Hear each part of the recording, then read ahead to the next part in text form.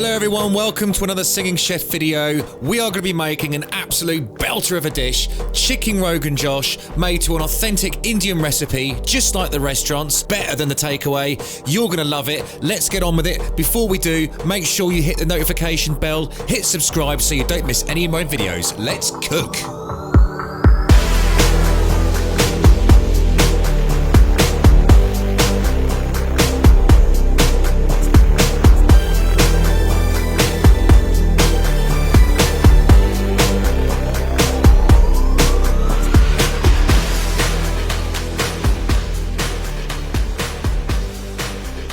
What up YouTubers, welcome to another video on the Singing Chef. Today we're going to be making an absolute belter of a dish, okay? Chicken Rogan Josh, Indian restaurant style.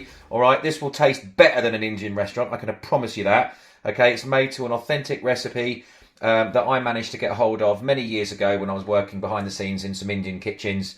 And a really lovely Indian gentleman, who's sadly no longer here now, gave me his absolute hidden secret recipe for chicken Rogan Josh. Now this will work if you want to use lamb, which is typically used in Rogan Josh.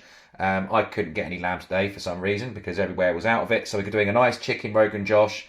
It's most people's favourite meat anyway. People normally do go for chicken, even though I will say lamb is more authentic in Rogan Josh, if you know what I mean. But anyway, we're going to get on with the ingredients. We've got a spice mix here, so we'll go through those. Okay, so we've got about a tablespoon of CASSIA methi, which is also known as dried fenugreek. Okay, you can get that in, I think you can get it in the supermarkets. You can definitely get it in Asian stores. We've got some turmeric, so we've got half a teaspoon of turmeric. We've got a teaspoon of cumin. We've got a teaspoon of PANCH PHORON, which is a Bangladeshi sort of seed spice mix. You can get that in Asian stores as well. We've got 3 teaspoons of ground coriander. We've got 2 heaped teaspoons of mild curry powder. And over here, we've got 2 types of chili powder. Now, we've got our hot chili powder here. We're only going to be using a sort of half a teaspoon to a teaspoon of that, okay? Because this is not a hot curry. It's not one that's going to be blowing your nut off, all right? We don't want to be doing that. This isn't a typical hot Indian dish anyway. We're going to be making some hot curries on the channel, but today this is a lovely happy medium sort of heat, okay? It's not going to blow your head off, I promise you.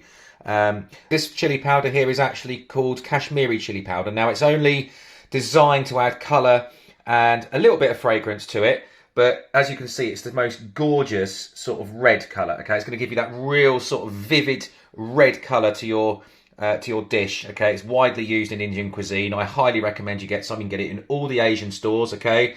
Anyway, going back to the spices, we've got our aromatics over here. So we've got some cardamom pods. You'll need 4 of those. We've got our cassia bark. That's actually known as cinnamon over here. Just a little stick. I've got 2 small sticks there because I'm running low. And we're using just a typical bay leaf, all right? So that's our spice mixes. We've got our tomato puree. I'll explain that a little bit later on. We've got our minced ginger, okay, we've got some minced garlic. Now, I'm using a tablespoon of minced ginger and I'm using 2 tablespoons of minced garlic. You can buy the ready minced garlic if you want, or you can use fresh. These ones are actually from the Asian store. You can buy them in big jars, okay, it saves you a lot of faff, a lot of time. Over here, we've got some fresh tomatoes, really important in Rogan Josh, okay, absolutely you need some fresh tomatoes. These are lovely, ripe, vine-ripe tomatoes, okay, which have got the flavour. Don't get the boring, miserable old salad tomatoes you get in the supermarkets, all right? Get a decent tomato, because they are pretty much the star of the dish. We've got some sliced white onion there, and we've got some freshly blitzed tomatoes. Roughly 4 tomatoes, okay? 4 large tomatoes I've blitzed. Now, I prefer to use fresh tomatoes as opposed to tin. Definitely take the time to get some nice large ripe tomatoes and just give them a blitz, all right? So you've got a lovely sort of tomato sauce, if you know what I mean, okay? So what we've got to do now is we're going to get our pan on. Over here we've got a nice big sort of saute pan. Just use any big sort of pan that you like. I've got a tablespoon of all butter ghee and I've got 2 tablespoons of vegetable oil. So we're going to get our heat on the go now. Let our pan heat up. Right, so our pan is heated up now a little bit. We've got our ghee, which is all melted in. We've got our vegetable oil. We've added our aromatics. We've added our bay leaf, our punch PHORON, our cardamom, our cloves, and our cassia bark. So we're just going to literally just get that in there, and we don't want it on too much of a high heat. Okay, we don't want to burn these. Okay, if we burn these, they'll go bitter. They'll be absolutely awful. All right, we just want to bring it up to a nice sort of medium heat. Okay, we can now get our onion in. Alright, we just want to get a little bit of colour on the onion. We don't want to, again, too much colour, just a little bit. Now at this stage we can get our spices in there, and it's quite important that we give these a little bit of a toast because we need to release all of the flavours from these spices. Alright, again, don't have the heat on too high at this stage. We just want to release the flavours from those spices. At this stage we can sort of get a little bit of water in there, just to loosen the pan up a little bit. Okay, we've dry cooked the spices just to release their flavours. And this is all about a little bit of sort of patience really, because you want to sort of do things in stages. You don't want to just chuck everything in there all at once and hope for the best, alright? It's quite important that we do these little things, these little steps. And then when we're at that stage, we can then get our garlic and ginger in. Garlic and ginger are in, and we can just give this another stir round, mixing everything. The smell is absolutely incredible. I wish I could send this smell down the line to your devices, whatever you're watching this video back on. It is just absolutely insanely good. We can now introduce our tomatoes and in. Now this sauce is going to be absolutely beautiful, okay, and we want to leave this now in just a moment or two, because what I am going to do is I'm going to add some water to this, and then we need to reduce it right down. Okay, we don't want to be adding our meat yet. Obviously we're making a chicken Rogan today. You can use any meat you like. Lamb works really well with Rogan Josh. Beautiful.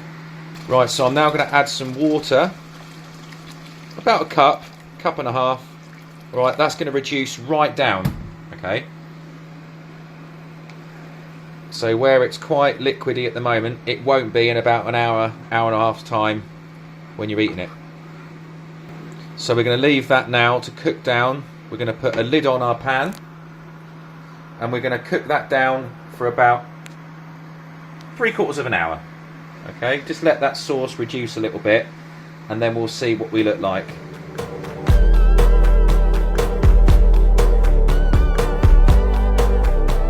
So while our curry is blipping away and reducing down, I thought I'd take you through a couple of little condiments that I've made to go along with our curry. These can be used on several different dishes. They're really nice with chili, with Mexican food. Over here we've got a tomato, onion and cucumber pickle. So just finely slice some tomatoes, a little bit of onion and some cucumber, and get a couple of tablespoons of white wine vinegar in there, a pinch of salt. Absolutely delicious, really, really lovely. With, like I say, Mexican, with curries, with chili, it's really nice with. So make sure you make some of that up. Really, really delicious. Over here we've got just a homemade yogurt and mint raita, or yogurt and mint sauce. And all it is, it couldn't be any easier, I'll be honest with you. It's literally just a little tub of the normal sort of Greek yogurt, plain Greek yogurt. And then you just add a couple of teaspoons of your old classic sort of mint sauce, which you'd have with your sort of roast lamb.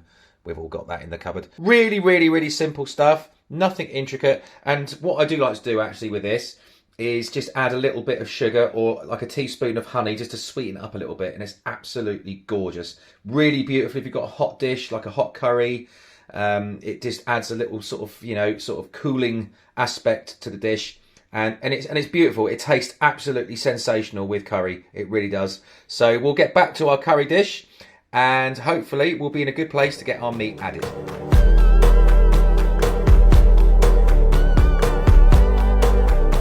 Right, so we've come back to our curry now. So it's about sort of 45 minutes later. This is what we're looking at. A really nice sort of slightly reduced sauce. It's slightly thickened as well. We are going to thicken this a little bit more anyway, because we've got to put the meat in now. So I'm going to add in my chicken. Now you can add as much chicken or as much meat as you wish. There's enough there for easily 3 to 4 people. But it all does largely depend on how hungry you and your guests are. So all we need to do now is allow that chicken to poach in that sauce. Right, we're going to return the lid and we're going to leave that to cook through, and then we can add a couple of little final things.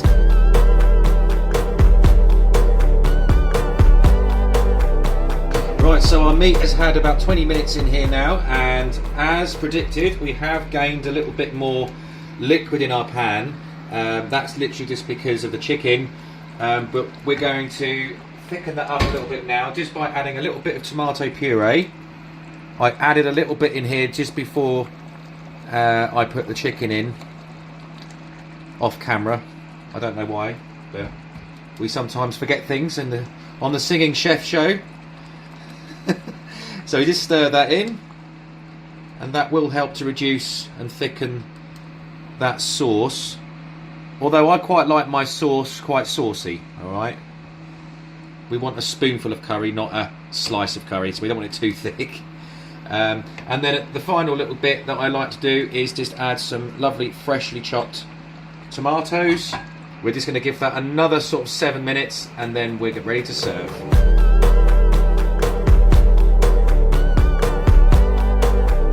Right, so our curry is actually there. We've got a beautiful, lovely, thick sauce now. Absolutely gorgeous. Okay, we're just going to garnish that with a little bit of fresh coriander. And to accompany it, we've got a beautiful homemade mushroom rice.